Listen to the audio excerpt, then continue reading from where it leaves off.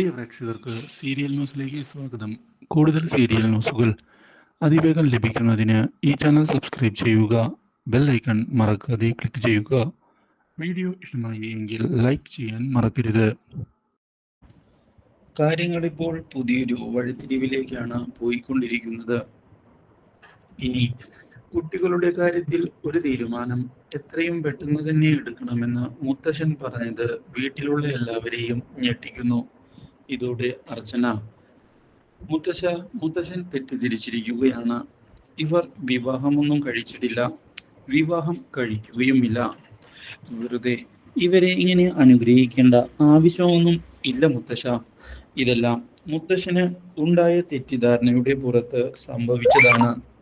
ഇത് കേട്ടതിനെ തുടർന്ന്, ഓ അങ്ങനെയാണോ, എനിക്ക് ഒരു അബദ്ധം പറ്റിയതാ, ഇത് കാര്യമൊന്നും ആക്കണ്ട.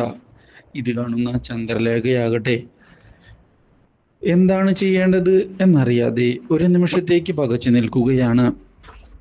ഒരിക്കലും ഇങ്ങനെയൊരു വഴിത്തിരിവ് ചന്ദ്രലേഖയും പ്രതീക്ഷിച്ചതല്ല.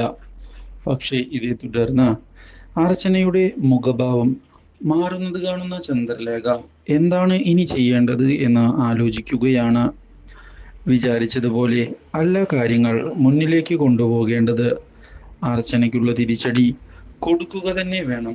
അതിന് കാത്തിരിക്കുന്ന അവസരമാണോ ഇത്?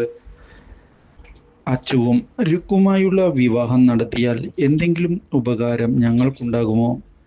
അങ്ങനെ അച്ചുവിനെ അവളിൽ നിന്ന് അടർത്തി മാറ്റാൻ സാധിക്കുമോ മുതലായ ചോദ്യം വന്നിരിക്കുകയാണ് ഇപ്പോൾ ചന്ദ്രലേഖയുടെ മനസ്സിലേക്ക്.